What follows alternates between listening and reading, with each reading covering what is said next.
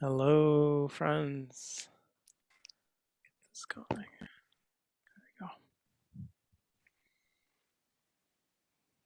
Good to see everybody. This afternoon, evening, or night, or morning.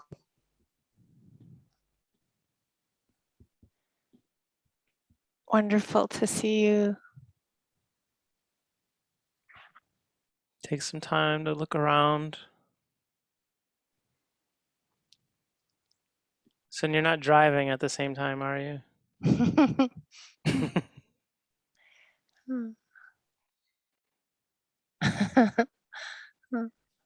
Driving and meditating.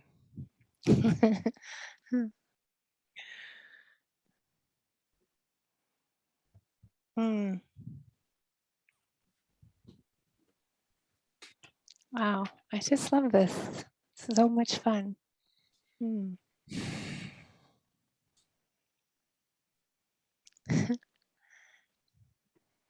Japan looks cold.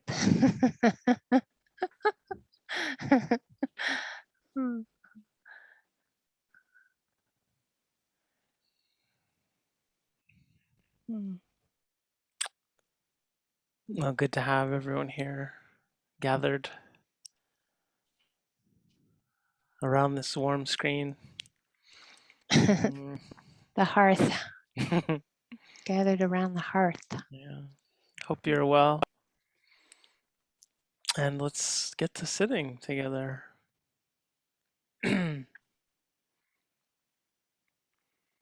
So, finding your seated posture, letting your eyes come to close.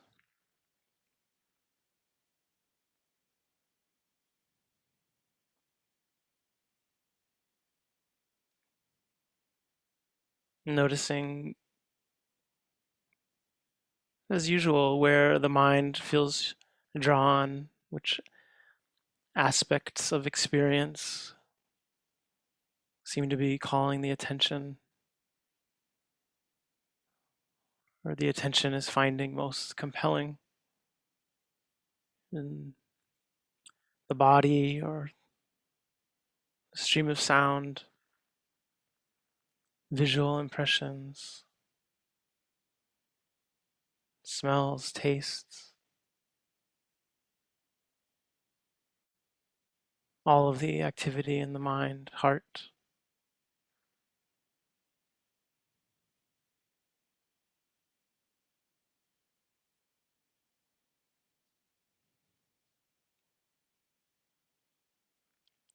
Sometimes it's worth, as we observe where the attention seems to be called, seeing to what degree we might attune to any sense we have of the motivation. When the attention moves to some object, sometimes it can seem choiceless. Simply the attention alights upon a new presentation because it's louder or more forceful.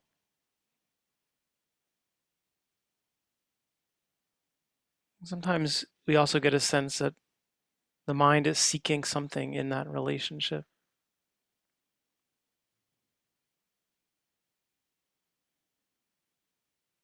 Maybe on the most basic level, we see the mind as seeking stability in certain thoughts and certain sounds or physical experiences, seeking stability in a view, in a story, an identity.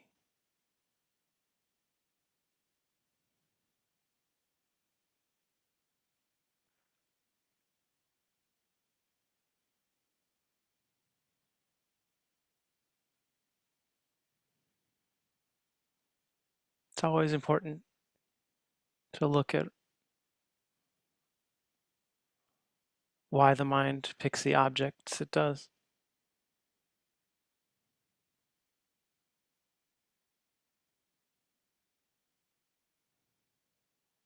And then starting to see, of course, we have some ability to direct this process. We can incline the attention toward a specific field of objects, like sound.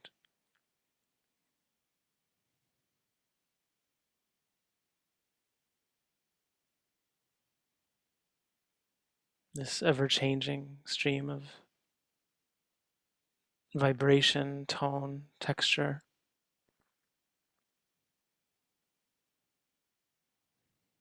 received at the ear, door.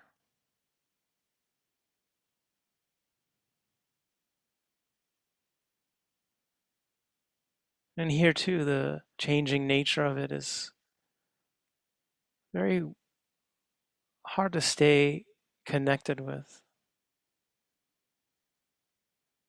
So the mind tries to seek stability in sound, holding on to certain sounds, rejecting other sounds, imagining what we think is making the sound. It constructs a world around each moment of sound consciousness to help us feel safe, stable. But we can also sometimes feel the tension in that, the anxiety, and the futility. As that construct dissipates, a new one must be formed. A new moment of sound interrupts.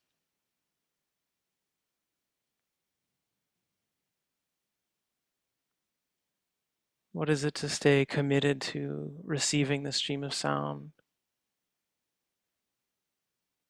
but with an attention that's light enough to arise and pass each moment, just as reality does? Not needing to fix sounds or affix our attention. A new hearing moment has arisen, and another, and another.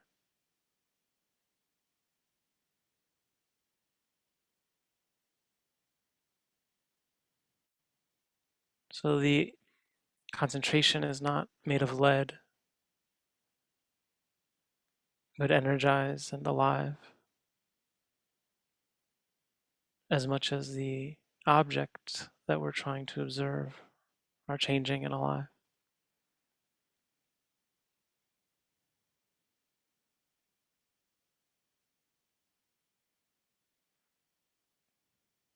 We bring the attention into the body and find the same.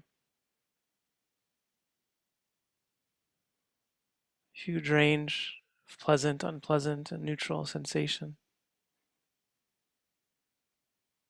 Not staying still for 2 moments. Always changing, always moving. Being born, passing away. Yet the mind tries to lock it, lock experience into knowing, lock the concentration,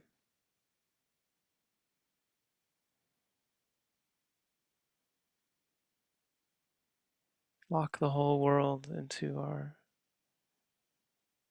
view of it and ourselves within it. Through each experience of the body, each experience of sound, of mental fabrication.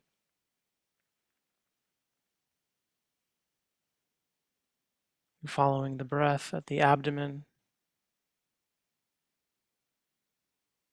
there is a rhythm there. Slow, long, fast, short, clear or subtle.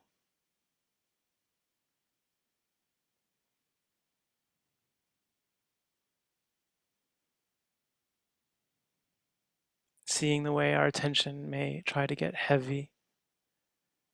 Use this word anchor, as if anything was solid. But it's very easy to see that it's not. The breath is always moving, the mind is always moving.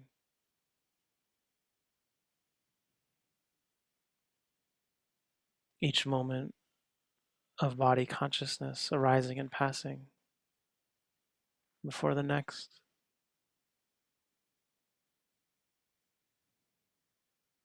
And so the quality of attention requires determination, energy,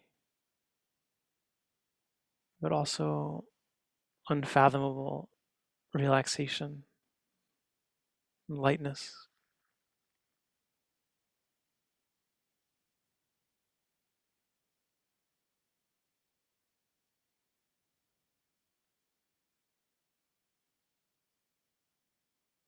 So spending some time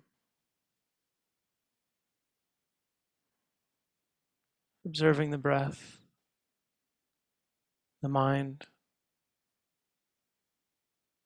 as it tries to find stability in sensory experience or in itself, feeling compassion for this thirst. And wherever we can, a sense of faith in the wisdom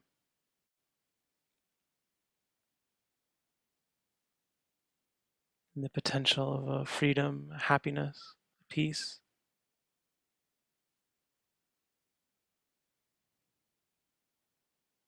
that needs no stability or ground or anchor,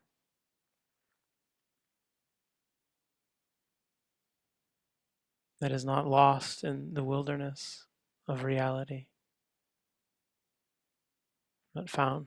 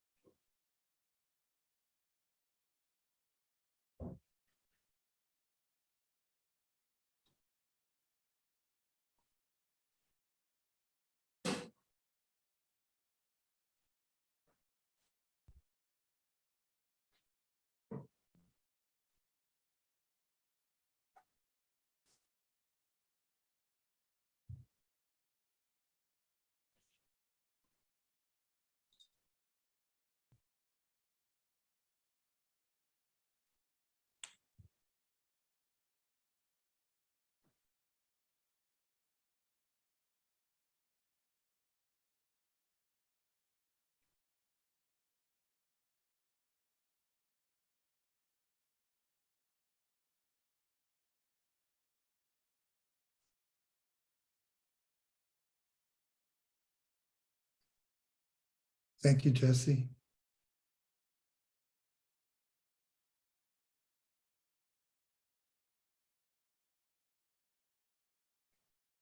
Today's our Mudita Day meditation and sharing. Some of you are in the zone of Valentine's Day today. For us, it's tomorrow in the Hawaii, North America time zone.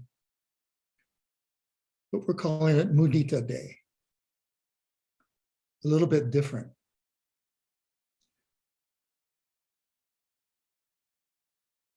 I think I read once that Valentine's Day started in France and England on February 14th, because that was the day when certain birds began to mate in France and England.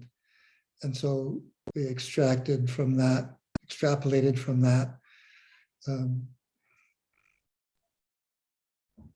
a romantic time and projected that onto humans and human behavior. And that was the Middle Ages, so Valentine's Day has been around for a while. But it might be different than how we experience Mudita Day, and we try to have Mudita Day be every day, because we try to have a Brahma Vihara heart every day and throughout the day. And when we feel connected, we do. It's that one heart that plays like musical notes in a symphony. Whatever experience calls for, it's either a metta moment or karuna, compassion moment, or empathetic joy, mudita moment, or that serene balance, upekkha moment. And it can actually all be in just a few nano moments. All of them play out like the chord of an instrument, guitar, piano chord, playing very quickly and making harmony, making a musical melody.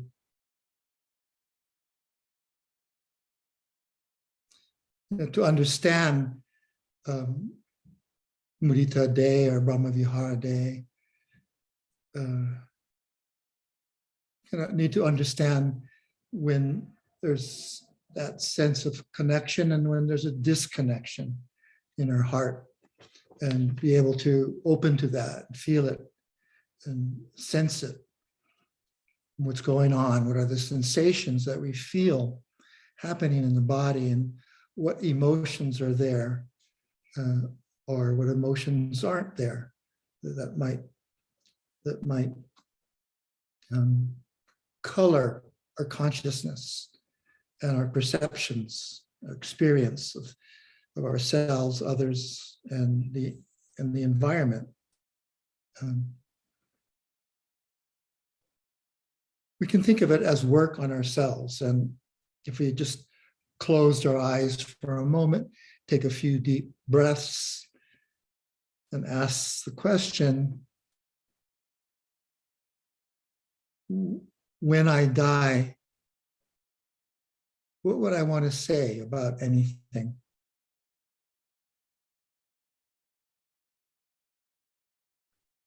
What meaningful memory or thought or emotion or sensation comes up in a riveting, poignant moment like that? Even to imagine what we want to say that's important at really any time, because we never know when we take our last breath. It's kind of powerful to have that sense that any moment can be our last breath. What would we want to say about anything?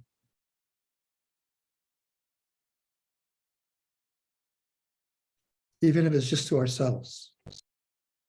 As as you know from the way we taught before in retreats or Sunday sittings, we explain how the Brahma Viharas have been around for a very long time, like thousands of years. It was already around the time of the Buddha. And in his skillful means of pulling together how he might teach what he experienced when he became awakened, when he became Buddha from being Siddhartha, he used as many things that were already around as spiritual practices as he could. So it would feel familiar and not foreign when he began to teach. And perhaps that's would help the Dhamma wave and wheel roll so quickly across time and cultures. So Brahma Viharas was one of those that had been around for a very long time and been practiced by the Indian sadhus, rishis, gurus and disciples. And how the Buddha made it different was by teaching a selfless kind of unconditional love and a selfless kind of compassion, selfless joy, selfless balance or equanimity. In effect, he taught like anicca metta and anicca karuna, anicca mudita and anicca upekkha,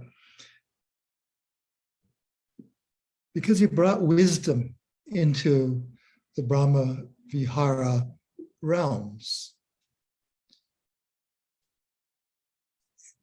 And they became either accompanying forces in the practice of wisdom, which often was difficult to face the dukkha of the body and the dukkha of the mind, the dukkha of life and so forth. So they were like just respites or just drinking a bit of nectar from the devas. But he also taught them as stepping stones, as the pathway to a Vipassana insight or awakening. Either way, they stayed with the lineage of wisdom, liberating wisdom throughout the centuries, up to this very era that we're in the last 2 centuries or so, that they came out of scholarship and monasticism and back into the households of householders and lay people, in large parts thanks to Mahasi Sayadaw and his predecessors and his colleagues in the last 100 to 150 years. Purposefully began to teach shorter retreats that householders could attend, like 10-day retreats, 2-week retreats, and also open the monastic doors to lay practitioners, and found means of teaching them in not strictly monastic forms, with the stricter rules that seem to not unfriendly in some ways to lay practitioners. And then just in the last few decades, taking on a new forms and ways of integrating those practices in our lives. In the ways that we learn the practice and then learn to communicate them in meaningful ways, appropriate to how our lifestyle today and in this modernity with its technologies and complications, challenges and so forth. We want it to be useful in all ways, in all forms. So as I said, it's often important to know and understand when there's a disconnect. One of the disconnects is when we don't know the masquerades of mudita or metta, and we practice, for example, romantic love, thinking it's true love, thinking it has the authenticity of the pure love of metta, or the selfless joy of mudita, and don't see the attached love or the attached joy that can be quite close at hand, and just a mind moment of difference. So we might begin to practice and not realize how we are slipping into a more of an attached form of love, because that's what we're used to, and we've been taught, and we've been kind of acculturated in that type of romantic and attached love, or more of a self-centered joy, or we appropriate joy of others and make it our own story. So we want to learn to identify and bring a wisdom awareness and know and feel the hook of the attachment or the self-centeredness that can arise with any of the Brahma Viharas. The unconditional love can be there for a moment, and then suddenly it's somehow about ourselves, our projections, our wish fulfillment, our chasing pleasure and feeling good that comes from attached love, and that thirst and hunger to be loved back. And it's true that from time immemorial, we all long to feel that unconditional love, to be able to give it and receive it genuinely. But then not knowing it, or not knowing it well enough, it can easily slip into a form of attached love. But as we kind of learn the messaging, the language of bodily sensations and emotions, and the combination of the whole mind-body energy field, we know, for practicing mindfulness, we know the difference of a moment where there's genuine love without attachment, without possessiveness, without anything that we want back or expect back. We know when there's a moment of genuine empathetic joy, where we're not comparing. There's no sense of taking a self-centered piece of the joy that we're trying to feel for another's fulfillment, accomplishment, another's happiness, or slip into the opposite, where we want to steal that joy in the form of envy and jealousy. We know those moments because it feels like we hit the chord right, the musical chord, and that the melody is effortless, the harmony is effortless, and we feel the sensation of selflessness. That's a powerful note to feel in the body. It's like when we hear real music, harmony, it just strikes us in the deepest way. And maybe we have tears, but they're not attached tears. They're tears of joy, of the celebration of the depth of that musical language. It's the same feeling when we love or are loved that way, or we feel someone's joy for our happiness or our fulfillment, or we feel theirs. We feel joy for their happiness and fulfillment. And those, as Sayadaw U Pandita once told me, are unattached tears. Sometimes they may turn to attached tears. But as I'm saying, the sensitivity we develop in this practice, our body will know it. Our body and emotions will know when it kind of crosses the line from selflessness to self-centeredness, from unattached to attached. And then we just take a moment as if we're going to have a respite, step back, and observe, oh yeah, that's different. That's really different. That goes down a different road. And that's a road of selfishness and self-centeredness. And the road I want to take, I intend to take, is a road of selflessness. The purity of authentically unconditional love, unconditional wise compassion and care, unconditional empathetic joy, genuine joy in another's fulfillment without in any way appropriating that and needing to tell our own story, our own narrative about when we felt this way or how we would like to feel that way. It's a powerful gift when we can do that, when we can love completely unconditionally, care unconditionally, feel joy for someone's accomplishment.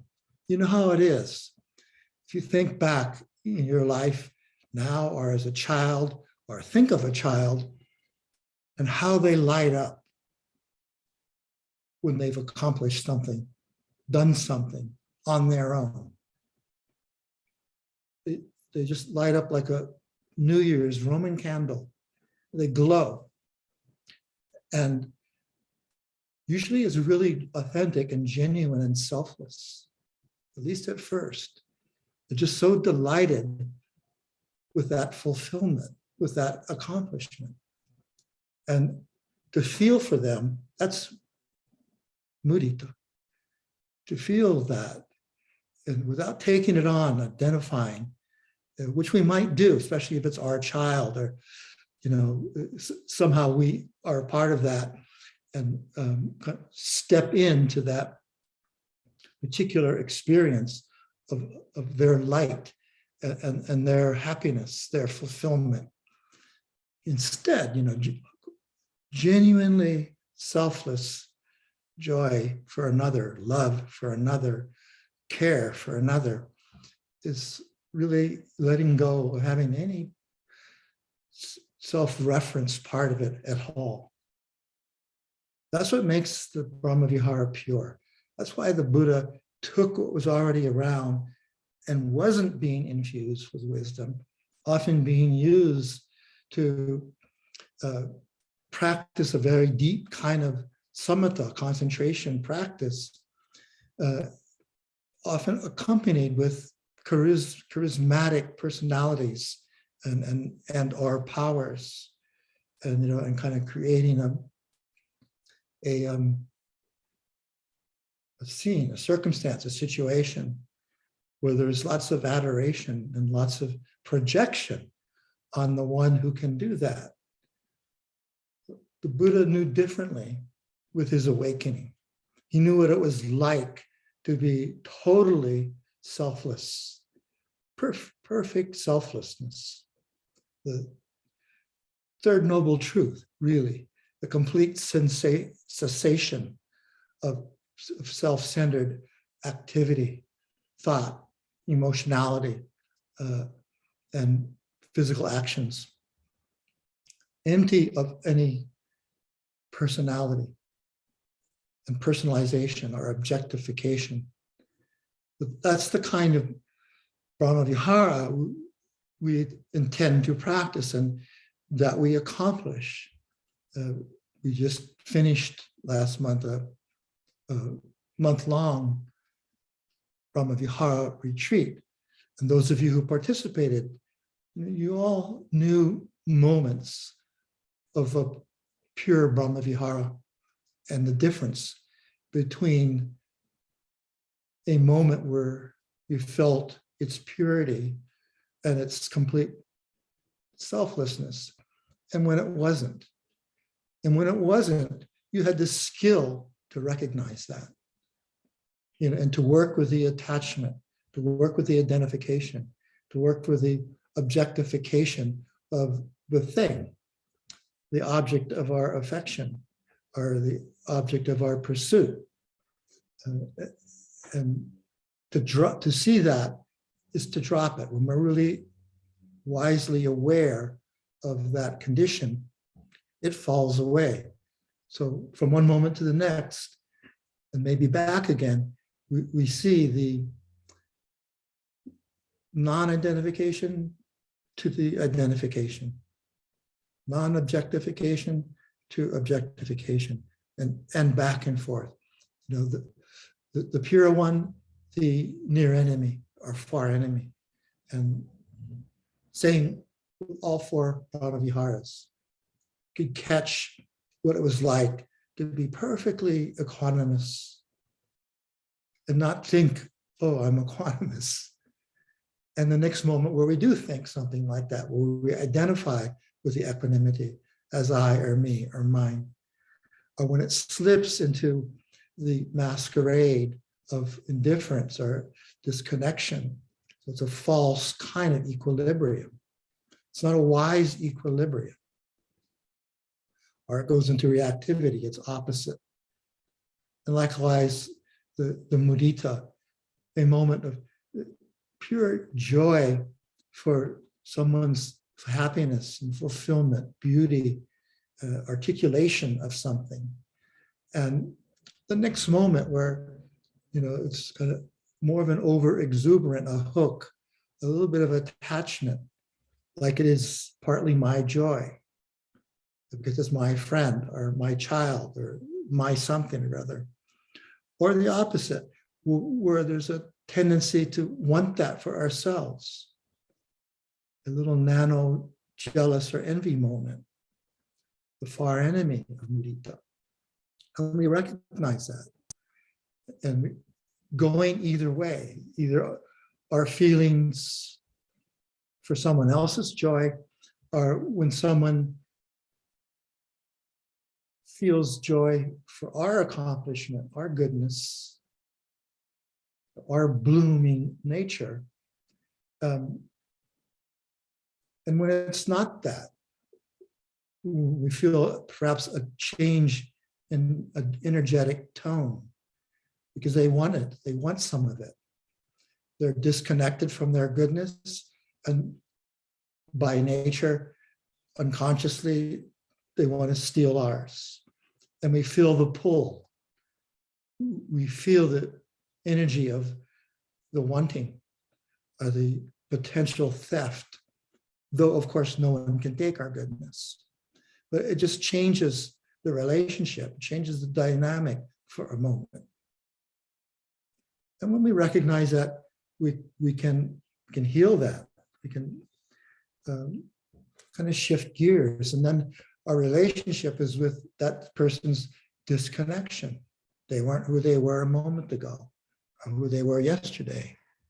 And so, you know, we feel the challenge of that, and we feel the resources to calling up our compassion, you know, for that person's pain and their need or their want or their lack, or the necessary equilibrium that we need in ourselves to protect ourselves, using the Brahmaviharas as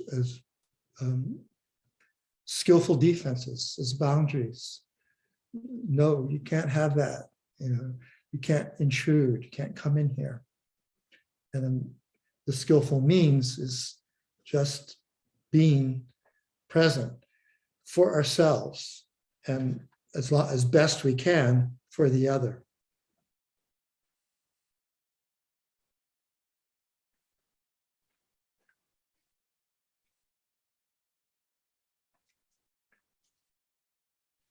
Just looking for a poem here.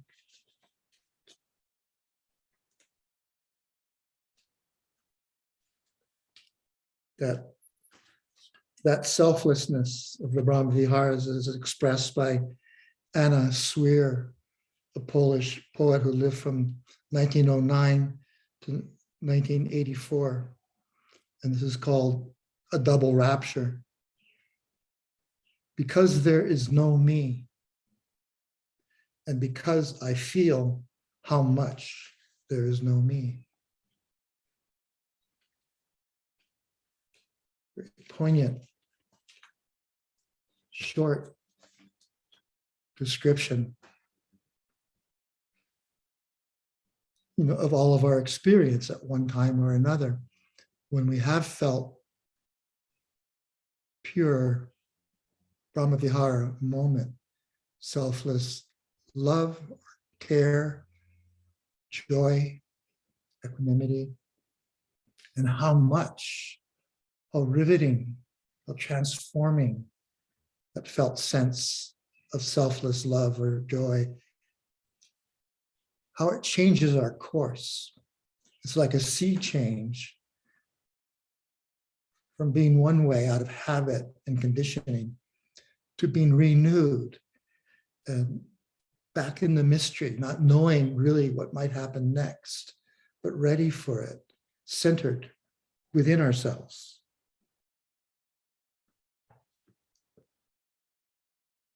It can be and is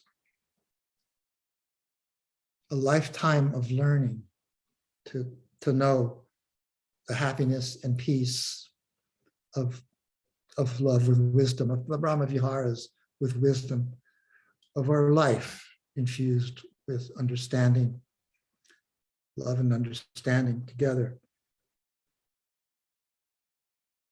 To see all the ways, from our backgrounds, from our times of being lonely, the difference between loneliness and aloneness, which I looked at a lot the last 2 years of being here.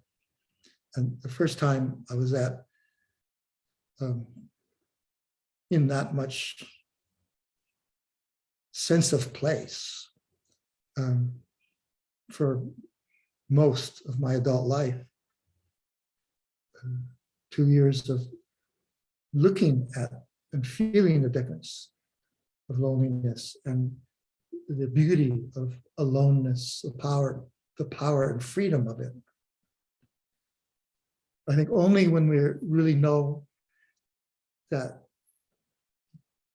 nature, the beautiful nature of aloneness, can we, truly feel for another with metta or joy, compassion. If we know it for ourselves and can do it for ourselves deep enough and long enough, and I'm not saying it takes 2 years, but just over a course of some days, if we're doing practice like many of you did with the Zoom retreats, you had this experience. You were able to connect with your aloneness and feel the degrees of depth, our own depth, where the selfless Brahmavihara nature comes up. And we know the difference when it was there and when it wasn't. Because the near and far enemies will always follow it. And they'll always be close enough and available enough that we have the opportunity to work with it. And when we do, when we're successful, we're just in the freedom of aloneness and the freedom to love others without possessiveness, without pursuit, without clinging and attachment. And, we start with ourselves. In one sutta, the Buddha talks about Queen Malika's wisdom. She and her husband, the king, had a discussion once where they asked each other who they loved the most. And the queen answered, I love myself the most. And so the Buddha was nearby at the time. When it was appropriate, they went and explained their discussion. And the Buddha's response was, you're wise, Queen Malika. And I myself have traveled the universe with my mind, nor found I any more precious than myself. Likewise, for all others, are they most precious to themselves. She or he who loves themselves completely, purely, will never harm another. And that's the message, that's the signal why we begin metta with ourselves and why it's selfless, not selfish, to do so. Because only when we can connect with ourselves with that degree of unconditional love do we really have something to extend. And so for all the Brahma Viharas, do we do that extension? Sometimes we think, longevity is what makes something beautiful or precious, or something is beautiful because it lasts. But a thing is beautiful not because it lasts. A thing is precious or beautiful precisely because it doesn't last. That's what makes it more precious, is its anicca nature. But there's nothing in ourselves or in our experience or in life that isn't subject to change, impermanence, passing away. And the wisdom of that understanding is what makes us appreciate and see beauty and feel the preciousness of others and of nature and life, everything around us. It's its very impermanence that is precious. We can't make anything last. Nothing has the nature to last. Things aren't nicca, things are anicca. Things aren't atta, self. They are anatta, selfless. Understanding that totally is the experience of sukha rather than dukkha. And we all seek that kind of happiness and peace. Dhamma sukha, the one that's the most secure, because it's found inside of ourselves. It's not dependent on something outside lasting or loving us back or giving a temporary sense of security, the temporary sense of permanence. The sukha comes from knowing the truth of anicca and anatta nature. Then how we relate to others, ourselves and others, and our possessions and our property, our planet, our actions and our thoughts, it's changed, transformed. And we approach it all with great appamada, carefulness, heedfulness, not carelessness, not heedlessness. We approach it with respect and reverence and awe. Everything becomes precious. Everything becomes reverential from that place of understanding, from that depth of connection with what's true, from knowing impermanence. That's where we really find the Brahma Viharas, in those moments and in that way. And that's where we can really celebrate accomplishment and ourselves light up with that childlike, unfettered joy.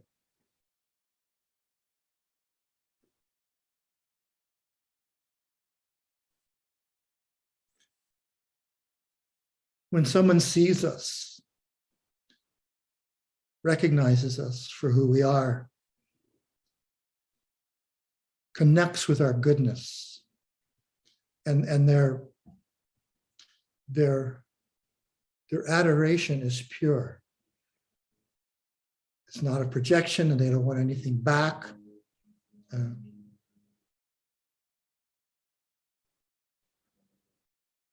I've spoken before, my childhood friend in high school, and after Peter Gard, who tragically died when I was 20. But having a kind of faultless friendship like that, flawless, where we never had even a single angry mind moment or selfish mind moment, when our relationship was totally selfless from the very beginning. We met out at a place called Sandy Beach with big, huge waves. And our first communication was nonverbal. I just saw the upper part of his beautiful bronze body and his piercing blue eyes and his friendly smile. And like a lot of people, way a lot of people connect here in Hawaii, they use their eyes a lot, and maybe a head nod one way or another. So he used his eyes and nodding to kind of coax me out where the waves were bigger and sort of deep to the pocket where they break and can crunch you if you're not careful. And he just sort of gradually got me out there, all non-verbally, and you aren't able to carry on a conversation for very long in big surf like that. So it was about an hour of nonverbal communication and dangerous surfing, until we got back to the beach. And still, we didn't really talk until Monday morning back at high school, when this older classmate became my best friend. And the way he saw me changed my life forever and continues to when I bring him up. It taught me resilience. It taught me that there is an unconditional love. I was being unconditionally loved and unconditionally included in his life, regardless of what his other high school mates thought of hanging out with a lowly ninth grader when he was a senior god. It didn't matter.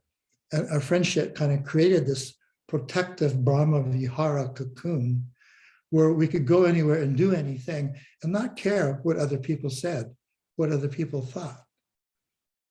At that age, it's a huge age difference in friendship. But it taught me that age doesn't matter. And it taught me that there is unconditional love, though I didn't have a clue at the time of that phrase or what it meant. I just knew and felt the beauty of our friendship, and probably could not have described it, though I remember my other friends from my classmates, my grade, often commented on it, in nice ways and praiseworthy ways. So I felt really good by it. But I had a hard time. I wasn't able to mourn it, as I've said in my previous stories, for 20 years. 20 years later, I was in a meditation retreat, and it was the time I found I could mourn him for the first time. I'd put him in a room for 20 years, and then I opened the door again and wept and felt him. I was able to be close with him again because I mourned his loss. I mourned the loss of that friendship, the loss of his adoration, unconditional love and joy in my goodness and successes, and that he only cared that I was okay. And he wrote me weekly when he went away to college. It's just such a dependable, kind of almost unbelievable, stable friendship, that for me is lifelong. And so since I mourned him all those years ago, when I was just 40 years old, he's been back in my life in so many ways. and bringing me, so much understanding what it feels like to have a selfless Brahmavihara moment when I care for someone, when I love someone, I feel joy for someone, or I feel that balance in the face of reactivity that might be, kind of like an overwhelming tsunami breaking over me and my experience. I feel that presence and that strength, that resilience, which is what we get when we love and are loved unconditionally, care and are cared for unconditionally.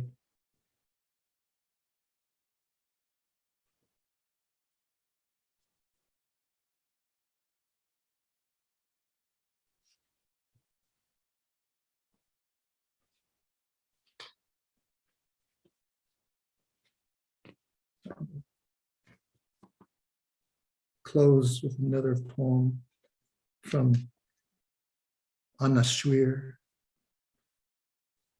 called Gifts, Priceless Gifts. It's for our Mudita Day, an empty day without events. And that is why it grew immense as space. And suddenly happiness of being entered me. I heard in my heartbeat the birth of time. And each instant of life, one after the other, came rushing in like priceless gifts.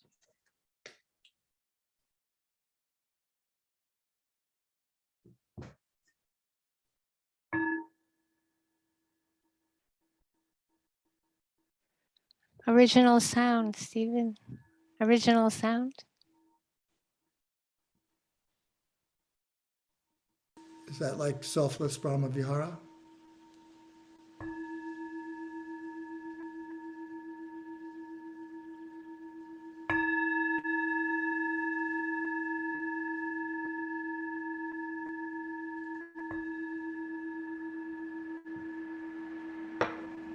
Happy Mudita Day.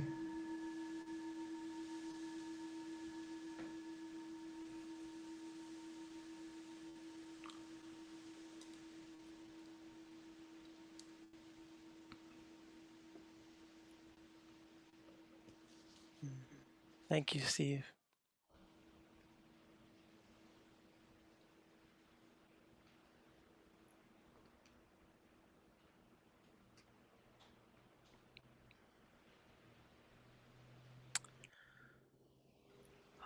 Maybe actually before we go to questions, just because I know some people can't stay the whole time, just a quick announcement that starting this week, Michelle and I are going to go into a retreat for a couple months, and Stephen is going to take some time to practice, but also to go home to Thailand, which he hasn't been able to go to for 2 years, and just get a bunch of stuff, dealt with that right has been sitting there for a while.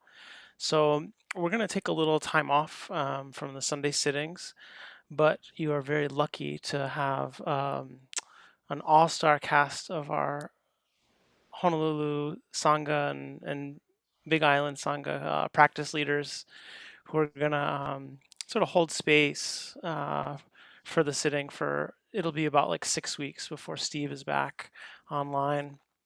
So it'll be Quinn and Tan and Sun and Barbara and Harry and William, who will just kind of lead a sitting, every Sunday. Um, they won't do talks or Q&As, but we still hope that people will gather and sit together for a little while. They'll offer some instruction, some guidance. Kay has wonderfully offered to kind of manage the Zoom for everyone during that time. So we're super appreciative to her for that. Thank you. It's like a huge, you know, uh, thing to kind of manage. So there might be times where Kay can't do it, and Amanda may jump in here and there for sure, so that the practice leaders don't have to worry about the muting and unmuting and all of that stuff. So And is um, Stephen Shaker gonna they're be coming at the end. Yeah, at so the they'll be end? back on April 3rd. Okay. Will be the Sunday that they come back on. Yeah. So just to forewarn you all. And we're also closing the Sunday sitting registrations to new people for the time being, so there won't be sort of new folks showing up at that point. But we really do hope you can keep gathering together and sitting and holding the space during that time while we get some time to practice without the external responsibility. You really get to experience the power of the Sangha at these times and how much we've been trying to build that between us all. So I hope you can keep sitting during this time together.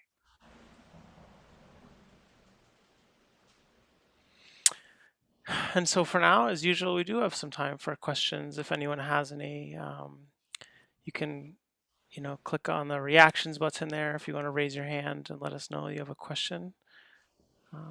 Steve and I'll have some time to take some questions.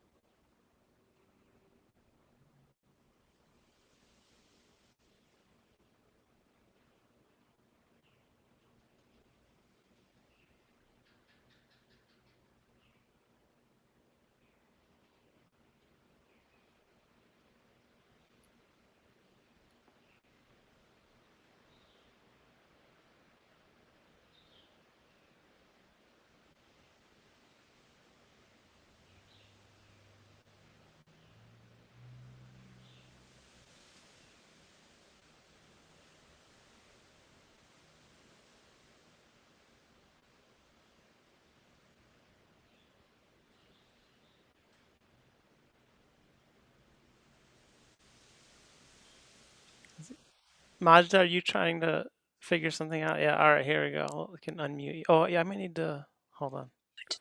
There you go. Okay. I just want to say I wish you guys well on your, 6 or 8 week journeys doing the different things that you're going to do. And I'll keep you in my heart. Thank you so much. Yeah, it'll be helpful knowing that anyone is giving us their support. You know how it is to be a yogi for a long chunk. So yeah, thank you.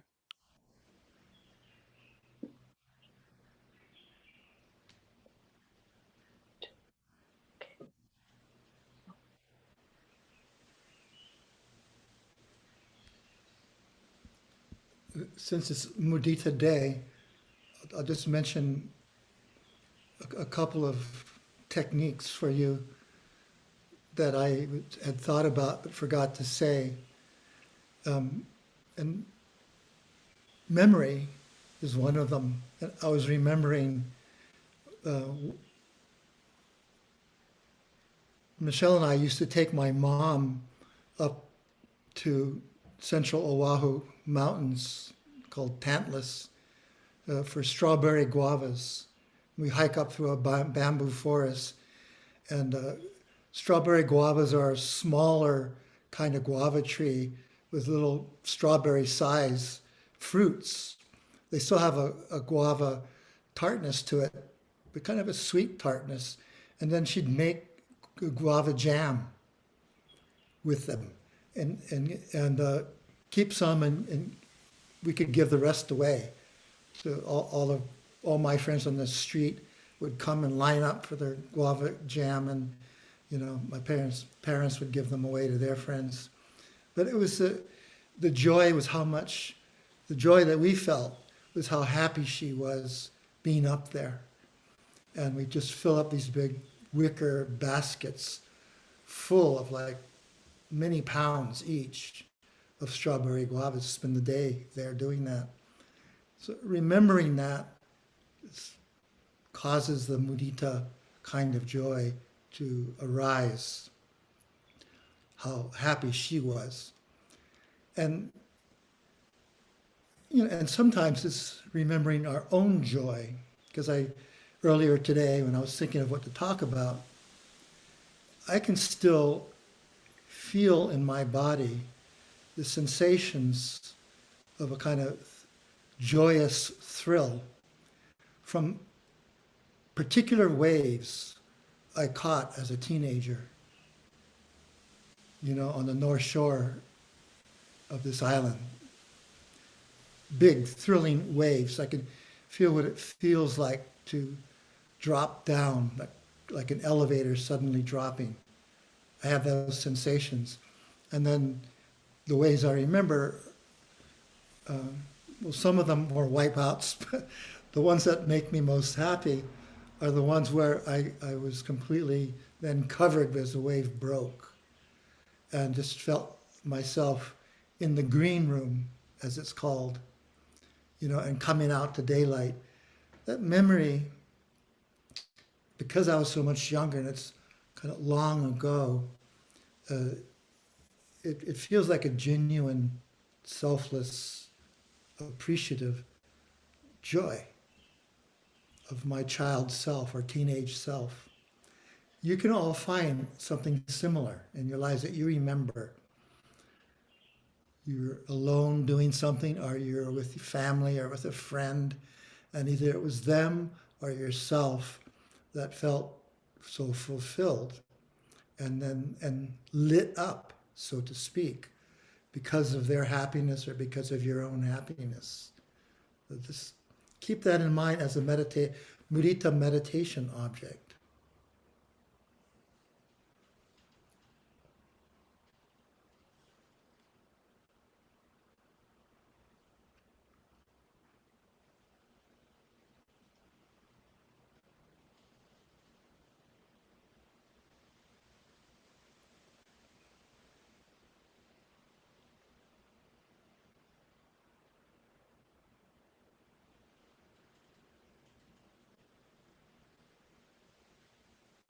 Oh, Quinn has this question, which is good because it's like, when you're a kid and there's like vacation is coming up and then the teacher lets you out early, and we don't need to be let out early. You can ask questions. Here we go. Oh, Quinn, sorry. I clicked it right when you clicked it. Hold on, let's try that again. Will you try again? Hey, okay. Thank you, Steve, uh, for the tip on mudita. Today, I feel so much joy knowing that you'll be able to go back to Thailand to see your home after 2 years, and to know that Darine is also going back to Mexico, and that Jessie and Michelle get to go into silence. And that make me feel so happy and fill me with so much joy. I do have a question though. I read about this phrase a lot and I don't understand what it means. The Magga Phalananasa, the path and fruition. I don't understand what that means.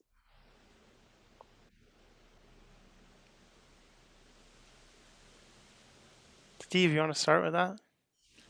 In the Pali, Magga means path, which you might have read, and Pala is the word for fruit or fruition. So, according to the depth of one's practice and parami, which is like a spiritual karma, when someone has an awakening experience in the Theravada tradition, those are 4 stages of awakening. The stream entry, Maggapala, is when the mind suddenly shifts from an ordinary consciousness to a path. It's called path consciousness, and it aims toward, it directs toward nibbana. It touches nibbana. And then the result of that is the experience of the fruits of nibbana, just indescribable joy. Nothing like any of the kinds of joy we've experienced before. even beyond the Dhamma joys like mudita, which aren't dependent on our environment, aren't dependent on sense fulfillment. So we experience many kinds of Dhamma joy that are really important and critical parts of the path along the way. But the phala, the joy of path and fruition, is indescribable. It's like completely otherworldly, but not otherworldly, because Nibbana is not an experience. It doesn't arise and it doesn't pass away. It's beyond experience. And so just hold it as something, a beautiful mystery and a kind of happiness and peace and, kind of beyond contentment. Like there's a kind of contentment in deep practice. That's called the sweetest joy in samsara. But Maggaphala is going beyond samsara. Nibbana is kind of beyond samsara. So that phala is sort of its own special. I should stop right there because it's not a place or a realm or a category. It's an indescribable non-experience. Does that help or confuse? It's rather frustrating knowing that there's something that is so beautiful and I cannot reach. You can. It should be inspiring, not frustrating. It should be inspiring. And you've had very deep experience over the years of practice. That's very like, Sayadaw U Pandita would talk about some kinds of, I think, I have to ask Jake, starts with a T, that's like a temporary Nibbana-like experience in profound Vipassana practice. You could say it's the equivalent. It's not consciousness changing like actually touching Nibbana is, but it's close. It's close in the kind of fulfilling, feeling at home beyond any home you've ever felt. This you have felt, and people in deep practice experience it. It doesn't have to be the stream entry kind of Nibbana experience. It can be the temporary Nibbana that Sayadaw liked to talk about.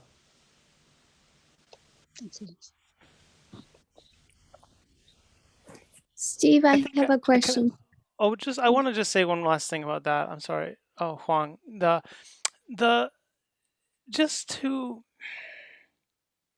really reinforce what Steve was just saying about like it's one of these, it's paradoxical of like it should be inspiring but also to not worry about it, like because there is just this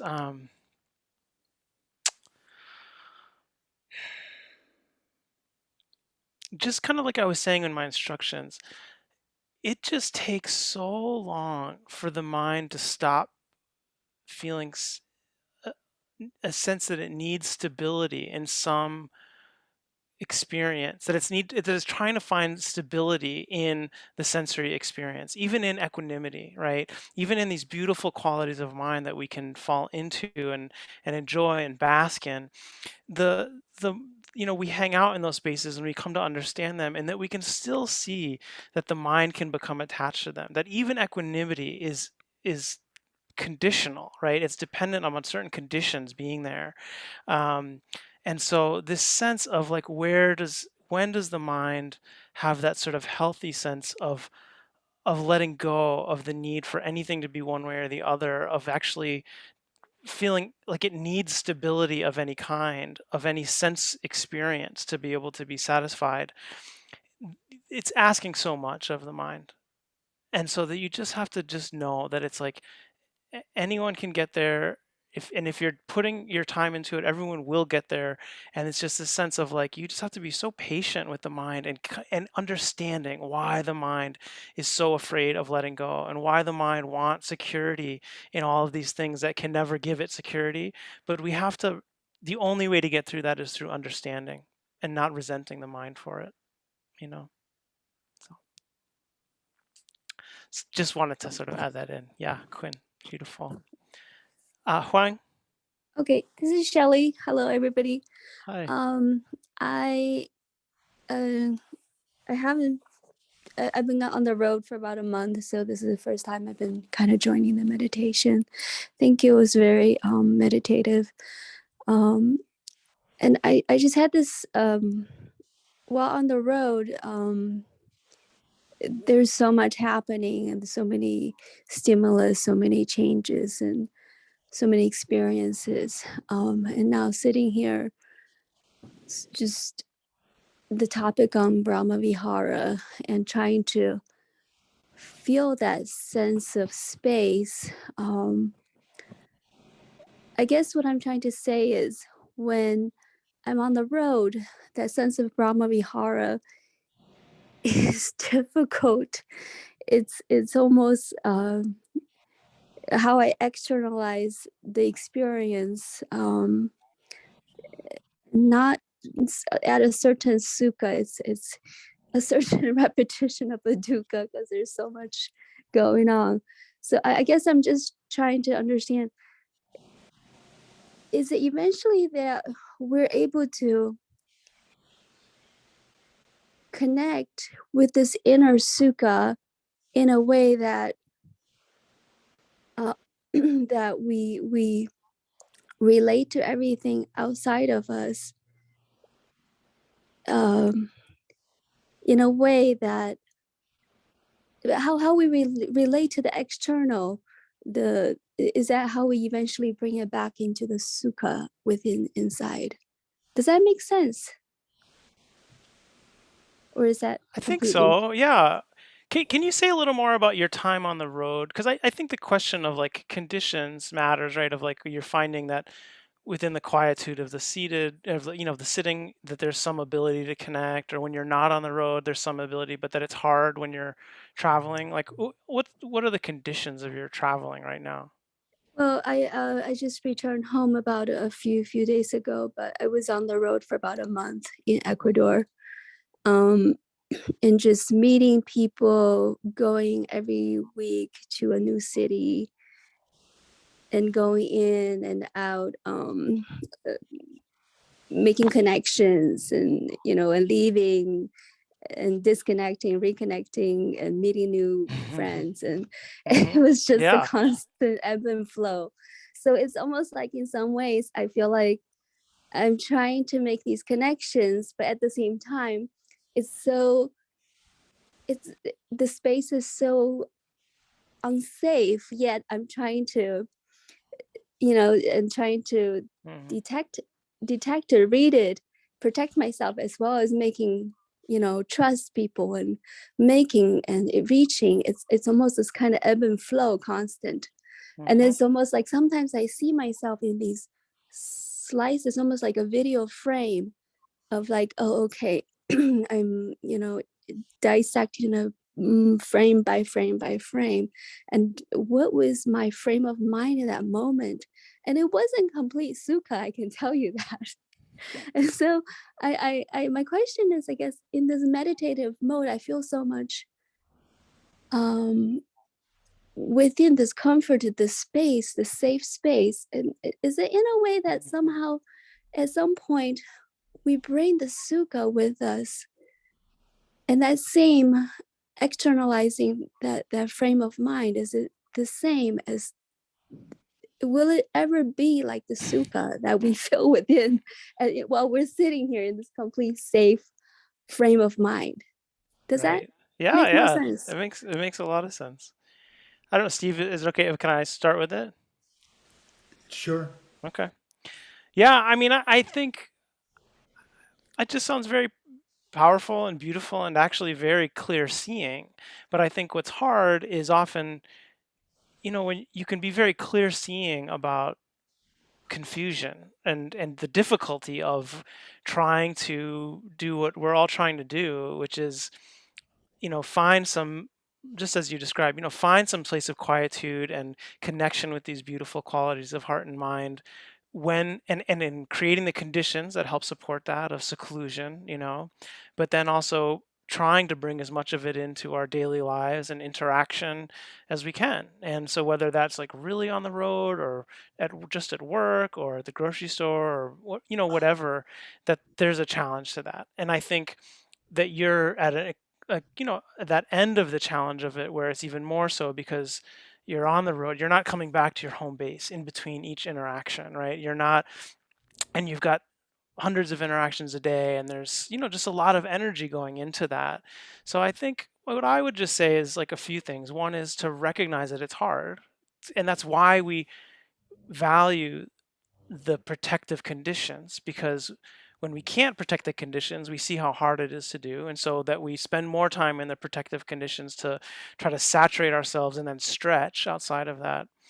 And also just that, when we're more engaged in the world, sometimes it's good to be humble about the ability to be very clear around our mind's intentions in every moment. You try as best you can, but that's also partly why we have not just the meditative practice, but also of dana and sila, right, of generosity and of ethical conduct as the other factors, the other kind of pillars of our practice, so that even if you're not able to observe so precisely when you're meeting these new people and engaging things, that if you're relating to them as a quality of generosity of heart, right, that you're trying to bring your goodness to the situation, and whether it's bringing loving kindness or bringing patience or whatever it is, or generosity in any way, that there is a sense that doesn't take as maybe as much of a refined observation in the moment, right? It can be a sort of general commitment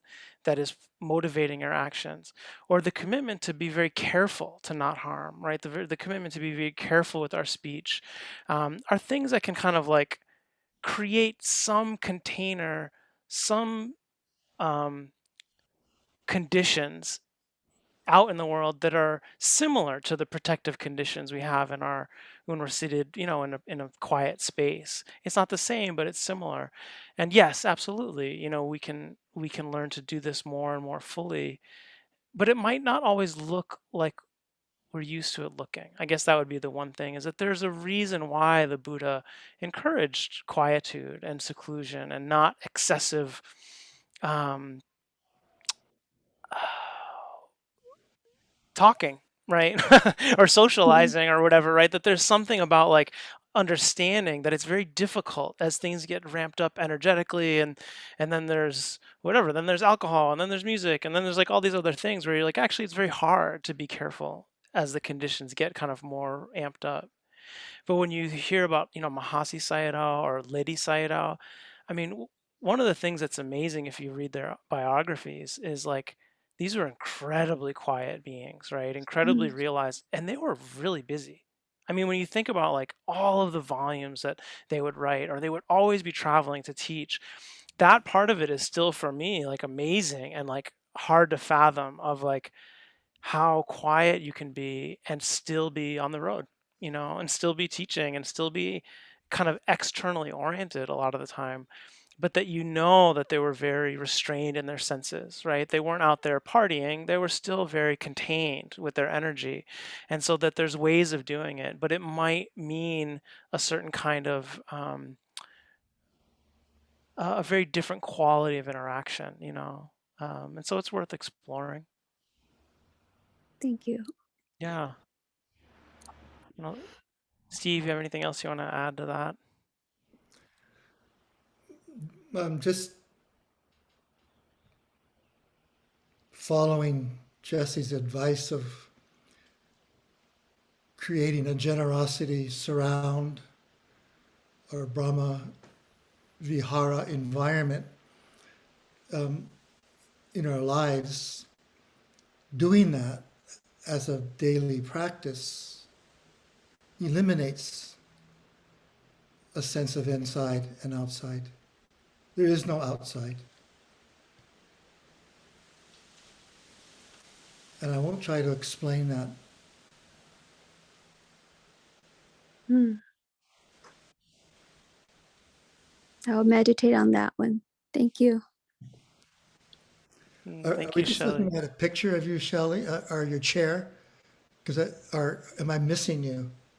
Oh, my video is off. Should Okay, I? so you're just a voice today. I'm sitting in the dark, but I can definitely turn on my video. It's okay. And yeah, my father was from Ecuador. Let us know at some point what you were doing there. It'd be cool to hear where you were wandering about. That would be great. I will connect separately. Yes. Cool.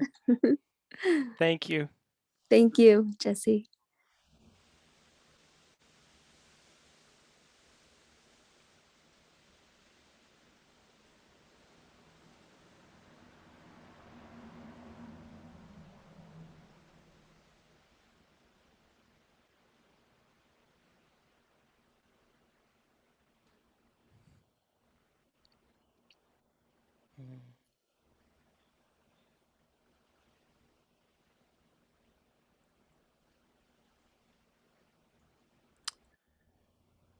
Well, everyone, thank you so much again for today, your presence and good energies, good practice. Wonderful to see you all.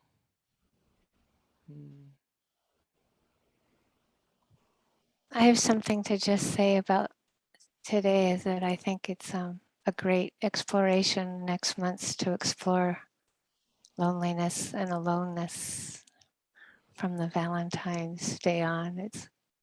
Check it out. It's a really important practice.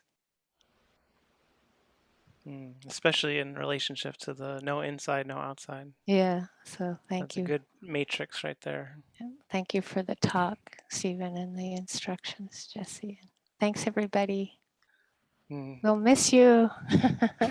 Mahalo, mahalo. Take care, everyone. Mahalo. Aloha.